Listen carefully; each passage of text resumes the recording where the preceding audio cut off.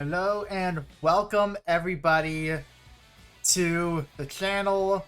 Welcome to Dragalia Lost. So obviously you guys are here because you want to go from the level 1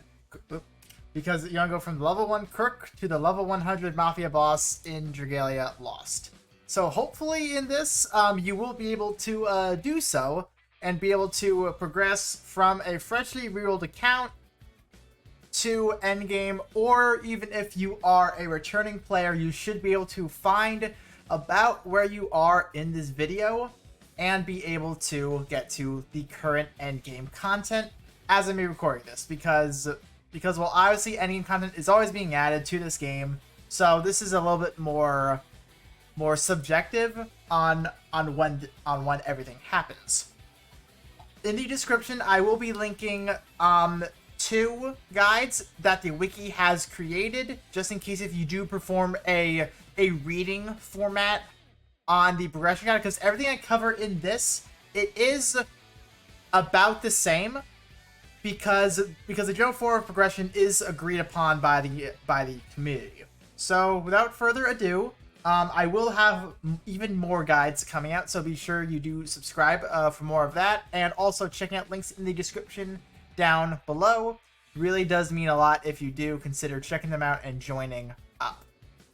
And without further ado, let us begin. So the first thing as soon as you enter the game is you should start doing your story, okay? So when it comes to the story in this, there are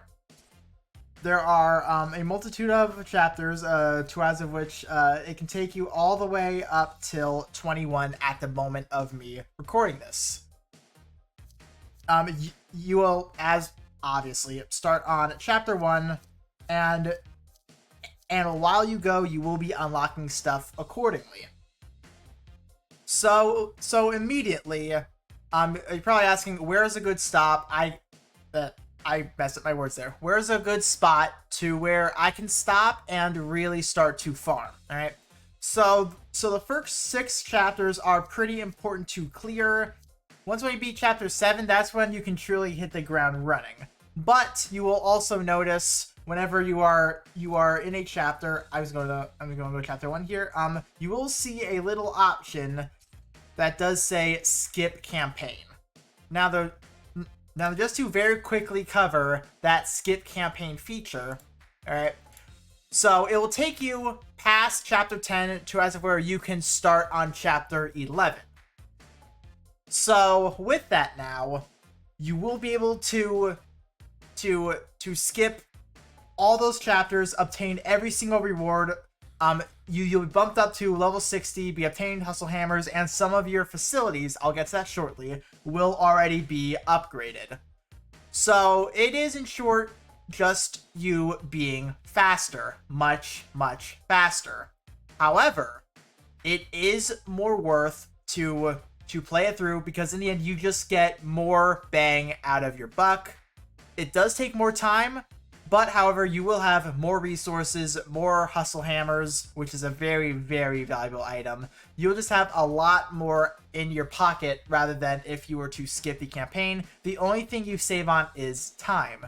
So the choice is yours. My recommendation is that you play it out, you get more worth, and honestly, the story is pretty good, especially in the later chapters. So I do recommend you do read it. But that's just me, though. That might not be everyone's cup of tea. That is only what I recommend. So once again, the choice is yours on whether or not you want to skip out on the campaign.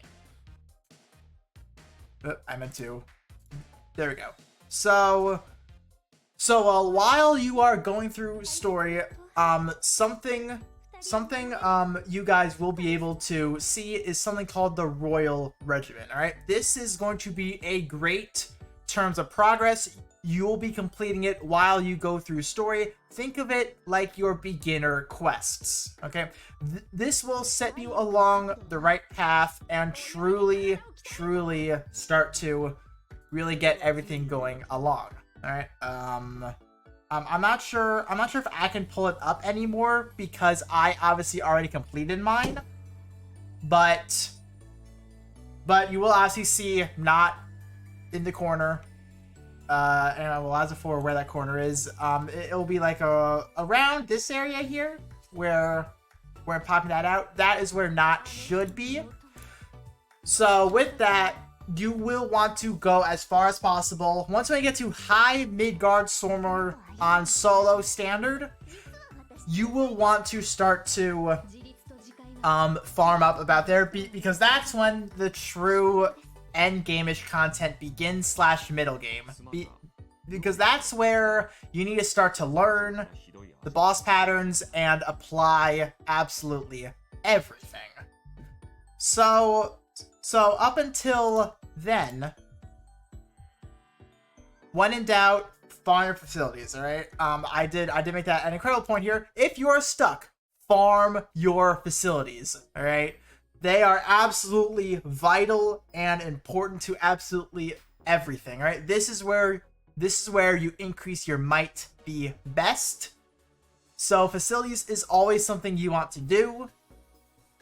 And once again, you will get facilities via just playing the game as is, ranking up, beating more story quests. So once again, following the royal regimen will be very, very important to everybody. And as for facilities, altars you get as is. Where's a dojo? Dojos you just get as is, and also you will have facilities via events, and also in something called the event compendium, which will let me show you that very, very quickly. So the event compendium, you will have facility events. All 8 of these right here, you can acquire free facilities, materials you get in the event, and you can level them all the way up to 35. These are still highly recommended you do end up doing sooner or later. Better sooner rather than later, because the quest in order for you to start to get these up and running is very, very easy. All right, but also you can also acquire more units in here as well. Some of these are more limited to other chapters. I do know the Fire Emblem events, those are pretty early on. So these are solid units you can pick up as well, just if you so want to do that. Don't need to, but it is a little bit more stuff you can do in case if you are a little bit bored. But no, like, but no, this is a point I always drill to people. Farm your facilities. These are your literal lifelines, all right? Literal lifelines. Tree and the ruby mines, you don't need to worry about as much. But everything else, you absolutely do. Lots of event facilities, lots of dojos, lots of altars. To add to which, also, I do have a little bit of a key here. So when it comes to your altars and dojos, there's something a little bit specific you do want to keep in mind when farming these up, right? These are like your little checkpoints, okay? These are where the biggest boosts will come from when it comes to altars and dojos, all right? From 36 to 41, that's where your bigger boosts in your altar go. But however, I do know that reaching this point is a little bit harder. But so for now, getting these up to 35 will be really recommended. Versus dojos, these can be farmed through the Imperial Onslaught. 16 is a pretty substantial boost. So starting off every dojo at 16 is a good starting point. Then getting them up to 31 is another big jump. So those levels are about where you should be. Dojo's 31. Altars you can stop at 35, because beyond 35 it does start to get a little bit on the expensive side. So do keep all that in mind. And also when it comes to the facilities and leveling them up, but by following those few things about, also as well as also keeping up with the slimes, those are simple void battles, nothing to really be concerned about. You should be upgrading your smithy. Smithy is something incredibly important, and it will tie directly into your weapon progression. You only need it to be level 8 right now, because once when it reaches level 8, you will be able to craft the weapons that will really matter in progression. So that is highly recommended of what you end up doing over there. and and well, when it comes to like team building and stuff like that, one thing the Royal Regiment should be helping out with like the mana circles. Okay, but what about other things? Okay, what about other things? So one big thing here is dragons. Dragons, they are a little bit on the harder side. So when it comes to dragons, you can use multiple 4-star dragons. You can max them out via an item called Moonlight Stones. Some events do give them. Really, really good. You can also farm free 5-star dragons as well, two out of which some are obviously much better than others. I'm actually going to show off some of these very, very quickly. So let's go on over to dragons. This right here is Mini Brunhilde. You can acquire this via the Fafnir Metal Shop. What makes her good is that it is a non-restricted HP and strength increase, meaning this can be used on literally any team. So we'll say, for example, let me scroll down a little bit. Let's say, for example, you have 2 Ifrits maxed out and 1 Phoenix, obviously being on your healer because Phoenix increases HP, and Ifrit will be increasing your outright strength. You need someone to fill in that slot. You can easily do Mini Brunhilde. She'll be just fine. Someone else you can do, this will be a little bit on the later game side. Once when you're able to clear high dragons, you will be able to earn the high dragons themselves. This is High Brunhilde here. She will actually, I will say, be getting, by the time, more than likely at least, by the time you're watching this, she will have her 5th Unbind available to her, two as of which it is good. She is a good dragon. Recommend picking her up because it is 35% to the HP and strength of Flame, and also whenever you turn into High Brunhilde, that time is extended by 20%. Very good. Those are just some very quick ones. To also loop back to the mini Hildy. This is where you can acquire her. So treasure trade, Fafnir metals, and if we scroll down here, you can see that we have 3 mini dragons currently available: mini mids, mini Zodi, then obviously mini Hildy. You can earn 3 of these at a relatively cheap Fafnir metal cost. You earn Fafnir metals just by clearing quests. These are great dragons for starting people. Highly recommend you pick them up and just plug them in wherever you can. So that's about it for dragons, and also you can get them through other events. Just keep those few dragons in mind for those free-to-play options. Adventurers now. So obviously the Royal Regiment, it has you stop at about MC 40. That is where you should stop when it comes to very, very early game. Because especially early game, stuff like Gold Testaments, or Shaman's Testaments we call them, or also Gold TP during the COVID era, and Eldwater. Those are both very, very valuable resources. Even most endgame players still struggle on them, especially the Eldwater, because it's used for so many things. It's a very valuable resource. Saving those for when you are ready to make those big might boosts. Those will be very, very valuable. 40 MC is fine for early game. However, though, whenever you're ready to go like small half steps, promoting will be a little bit on the tricky side because it does cost some amount of Eldwater. Some are worth it, but just keep those in mind. I do have a 4-star investment guide. I probably need to update that. A 3 and 4-star investment guide.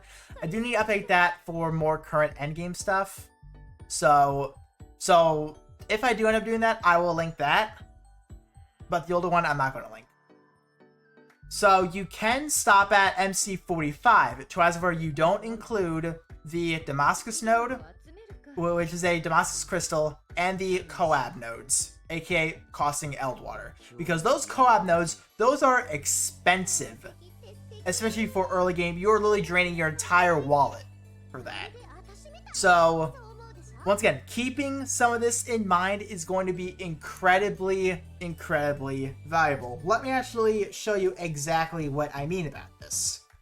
So I do have several adventures already at the MC45 mark. So I'm just going to take Vanessa here, for example. She was a 4-star. I did promote. Yes, I did make every 3 and 4-star a 5-star because I'm sitting on Eldwater. Okay, I'm sitting on it. So these are the nodes you want to unlock, and these are the nodes you don't want to unlock immediately because well, as you can see here, it can start to get really high on the cost of Eldwater, costing up to about 70k, which is pretty expensive, especially for, once again, you early game players. Obviously, I have 1 million. I can still only do like 10 to 12 maybe. So yeah, this is expensive. Make sure that whoever you do upgrade, it's worth your while. That's why I like resources like other YouTubers, maybe even some Discord servers, maybe even some streamers that go live every once in a while, asking them for some help.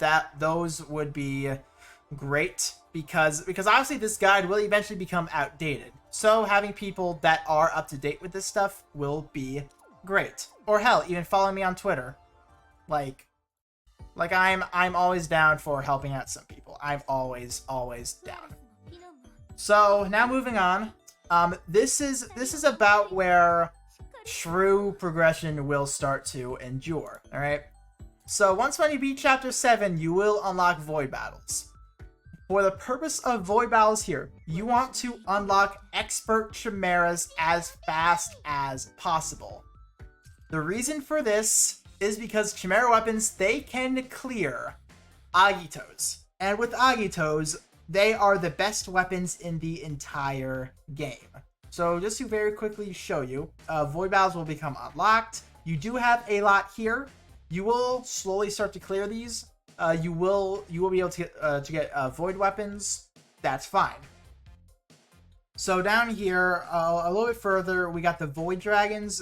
Skip those. You want the chimeras down here. Some do go on like a double drops and stuff like that. Those will be preferred days to farm your appropriate element because those are just great. So obviously, 13k might and 17k might. You will need to hit the might requirements in order to take these on. But however, once and when you do end up beating these, you will be able to then use your skip tickets. To as of which you can then just blitz them. You can then blitz up your chimera weapons. Now also, when it comes to chimera weapons, a couple requirements do need to be met.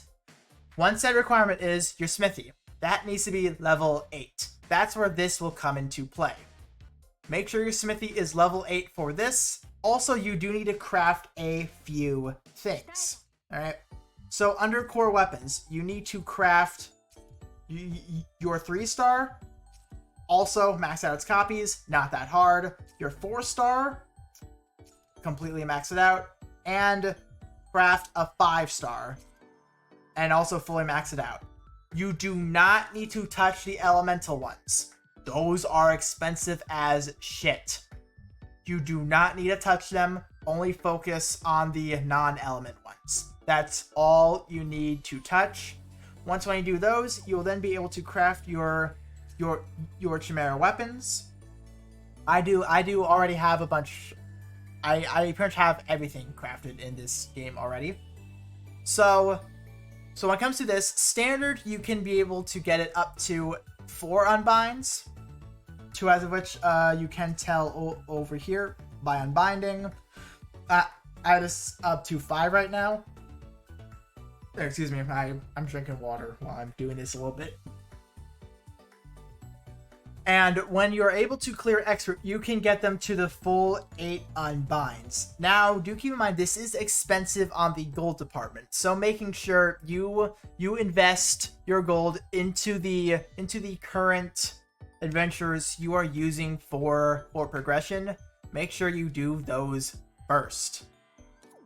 Now, though, you probably are also running out of gold at the same time, alright? So what's the way you guys are able to get gold? Actually, by doing void battles, you're getting something called void leaves and void seeds. All right, for a very, very nice early game tip, you can go to the void battle shop right here.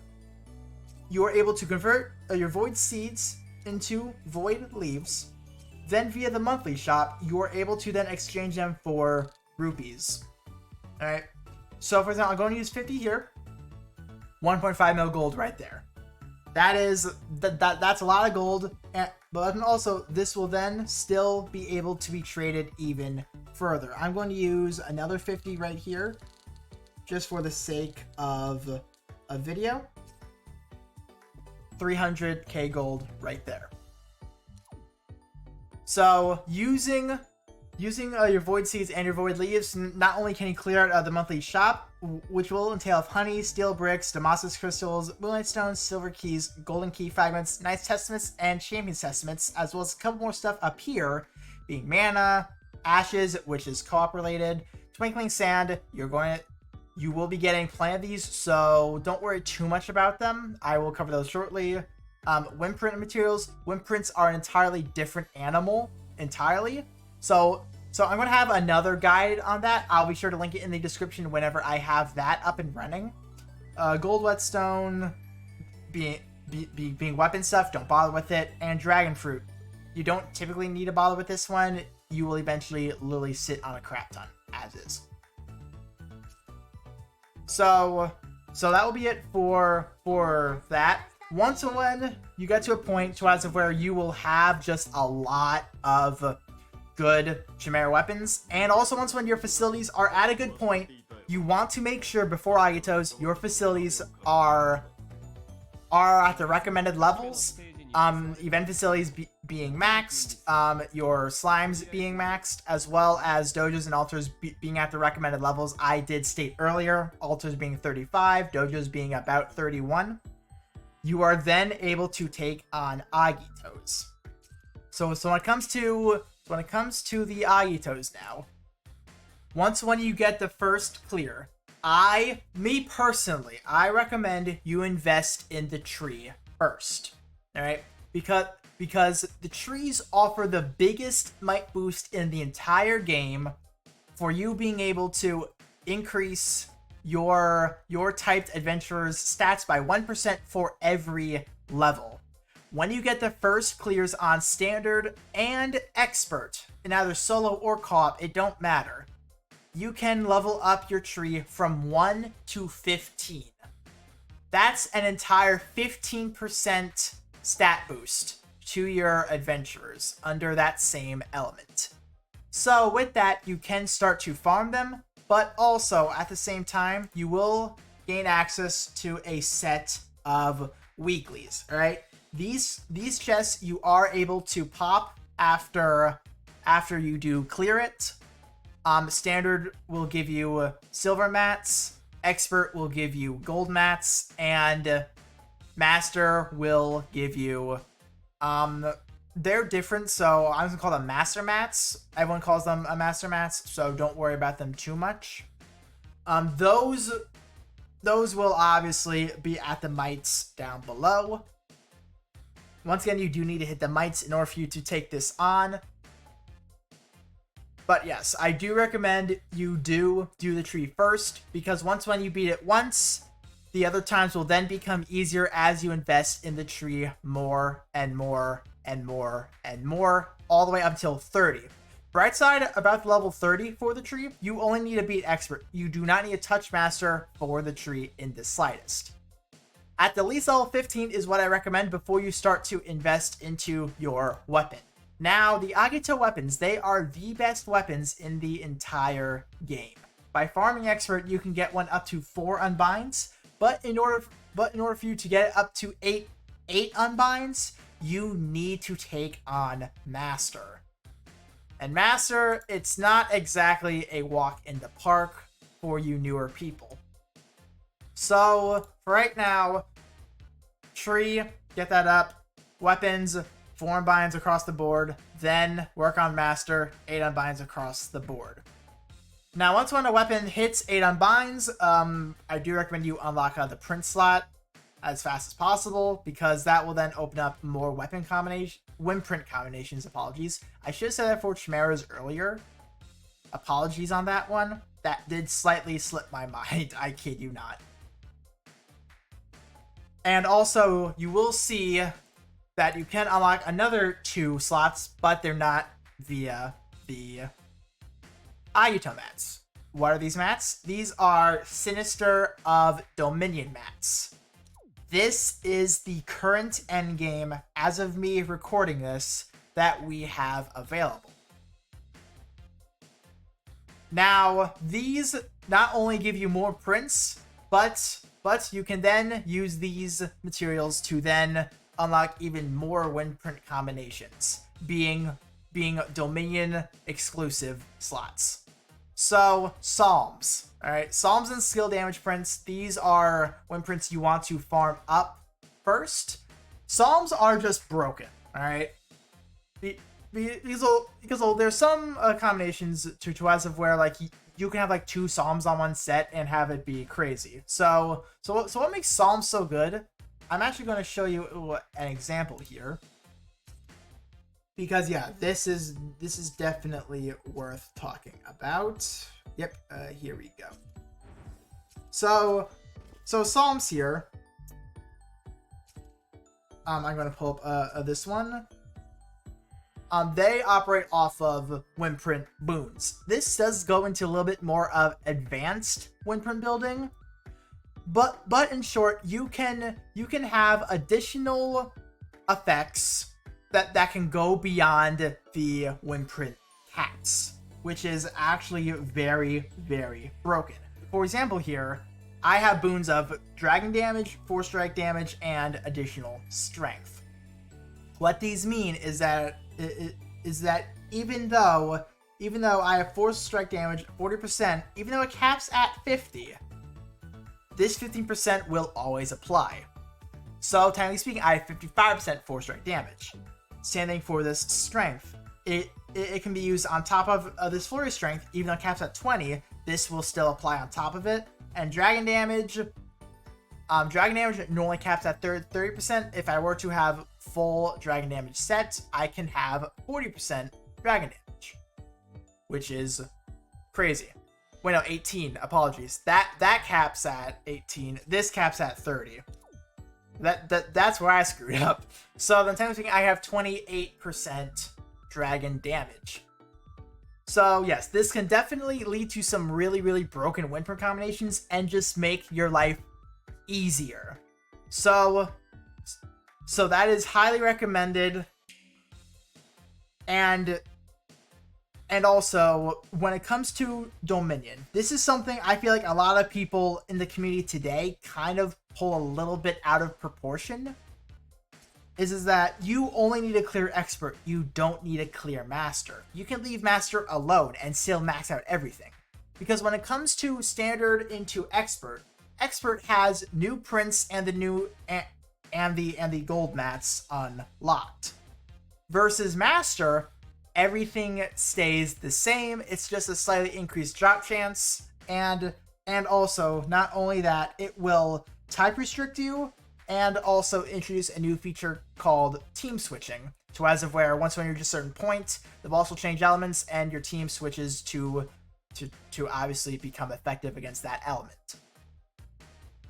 Master is more of a one-time clear. When you clear it the one time, you get the mats, slightly better weeklies. And by the way, yes, Dominion also has more weeklies, so you can honestly just skip it out and be perfectly fine. So beyond Dominion now, even though this is the most endgame content, we do have a little bit more under exceptionally difficult quests.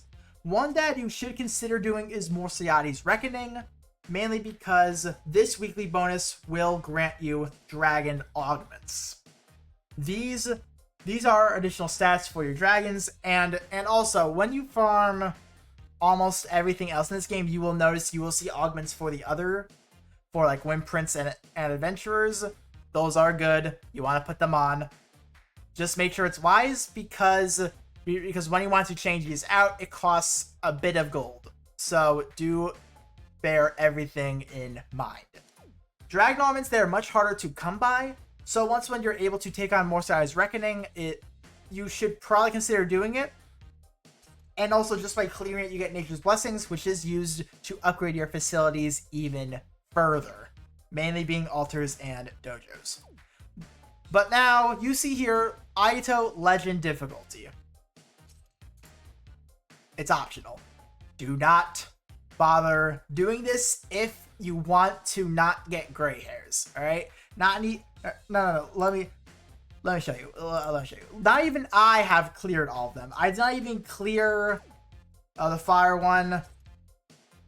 I didn't get the 3 stars on this one, and even co-op. I've not even looked at that. I've not even looked at this one as well. So yes, Agitos for Legend difficulty are only optional. You only get skins that only very slightly increase your might by maybe like 10 or 20 or something like that. It is very, very minuscule. Once again, if you want the brain cells to still be alive, I recommend you avoid it entirely. Eventually, you can take it on, but do keep in mind, these are meant to be hard. Alright? For some of them, for me, it takes me like a whole 3 hours to clear one. So it's hard. It's very, very hard. So, beyond that now, once when you reach about the point to as of where you kind of have everything, what can you then do? Well, you still have your dailies, your weeklies, and your monthlies. So now just to very quickly go over them all. Obviously, when it comes to your dailies, it will be mostly under your recurring events. Avenue Power, Avenue Fortune, Elemental Ruins, as well as Dragon Trials and Imperial Onslaught fall under this category as well. Every single day, you are able to get a refreshing chest, to as of which, once when you clear it, you then get additional rewards. Those are recommended to do very early game, so do keep all that in mind. Now moving on to weeklies now. Excuse me. So weeklies, those will once again fall under Agito, Ancestor Dominion, but also Advanced Dragon Trials. Those do fall under that category as well. Also obviously, Legend difficulty and Morsia's Reckoning do fall under this category as well. But it's mainly Agito and Sinister Dominion you will abuse these weeklies for, because once again, you can completely skip Advanced Dragon Trials. Eventually you will be getting, you should probably do it for the facility that you end up getting, and as well as upgrading your Dracoliths for that reason. So that is weeklies now. Now for monthlies. Monthlies, these are important, and these all fall under shops. These can help you when getting resources that you typically don't have. So, Gauntlet. This is a big one. This is kind of like your tower mode, okay? Stuff right now is being upgraded to level 70. Level 60 is about where Agitos are really recommended to be maxed out. So this is about where you can test your progression of certain teams. This is cool. But also, for every level you beat, you do get a little bit of Wormite. There are endeavors, to as of which you can get a variety of rewards, including Sunlight Stones, ingots, some titles. But also, depending on your combined level, you are able to get a variety of rewards, to as of which it includes mana, gold, twinkling sand, and the most important resource of all is Eld Water. So this is very recommended you do end up doing, because this resets every 14th into the 15th, depending on your time zone. Just look out for those 2 days. Making sure you do as much as you can before that reset truly will set you up to greatness.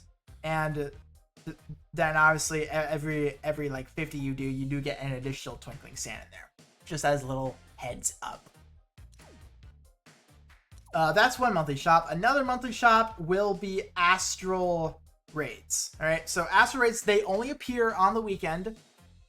You get these items called Astral Shards throughout the week just by doing standard quests. Any quest you do will drop Astral Shards.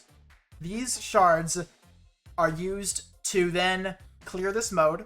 All right, it's pretty damn easy. Like only 15k might for the master stage. It's not hard at all.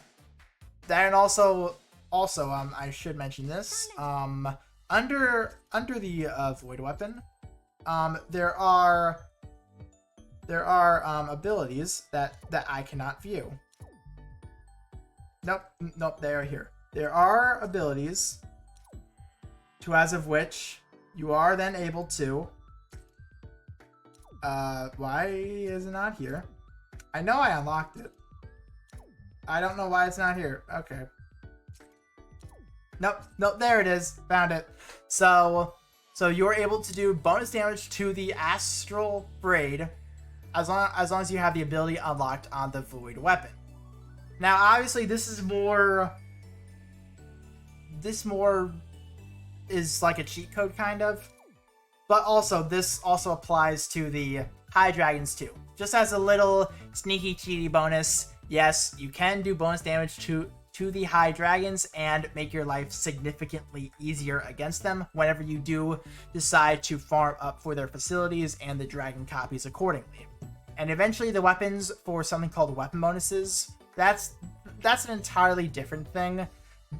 Just beware that weapon bonuses are a different animal in the cost department. I'm not even done with them yet. I'm almost finished. I'm going to finish up as of 3rd anniversary. I'm going to finish them.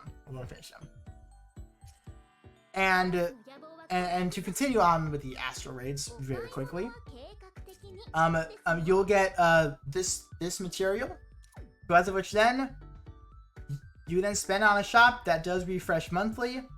Always get the Chimeras Testament, nice testaments just if you want, and I get character augments personally because I'm trying to max out more characters. Winfred augments, that depends, but just be careful with the cost, right? Because once again, only shows up on the weekends, even some weekends, all right? It's not even every weekend. So making sure you always have enough per month is going to be incredibly important. So just keep a very, very close eye on that amount.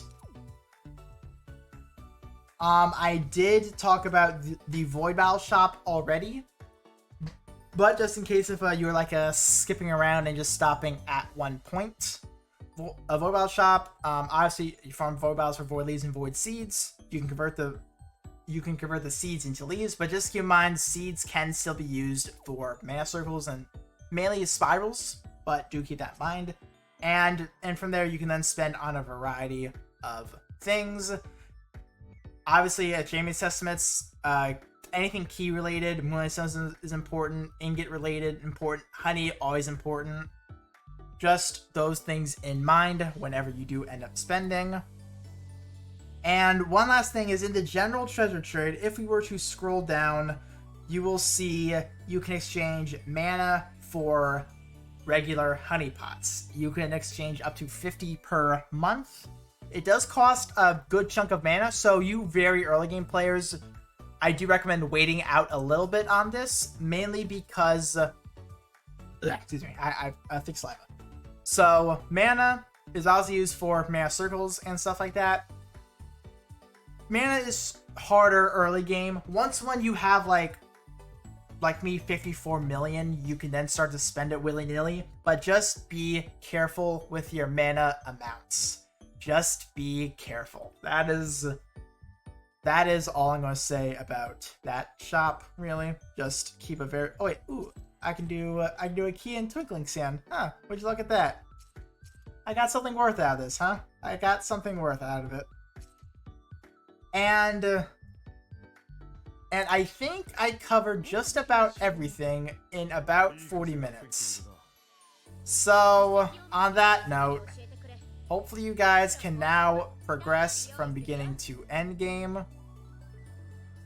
And hopefully in a good manner. It should take you about 2 months, I would say, to actually hit this point, as long as you play every day and really grind. But yeah, this is a grindy game, in case you can tell. This is a grindy game. It's a big game, so yeah.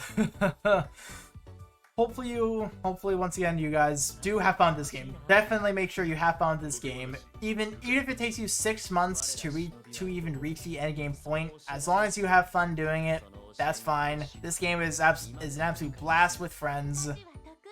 My server is in the description, so do be sure just to check that out, just if you do need any further assistance. And also, for you veteran players who do have some tips that I may have forgotten in this video, feel free to leave them in the comment section down below. Let's make the comment section very engaging, very helpful for you newer players or returning players who might be looking for some future and or even more advice on certain things. And even for you newer players as well, do feel free to leave comments about anything else you might have with this game that, once again, I might have forgotten in this video and or in the future. Always willing to help you newer players to show how great of a game this really, really is. And on that note, I will update the description with guides that I continue to make. So do be sure you subscribe to the channel for more guides, and check out the description just in case if I do have other guides as well.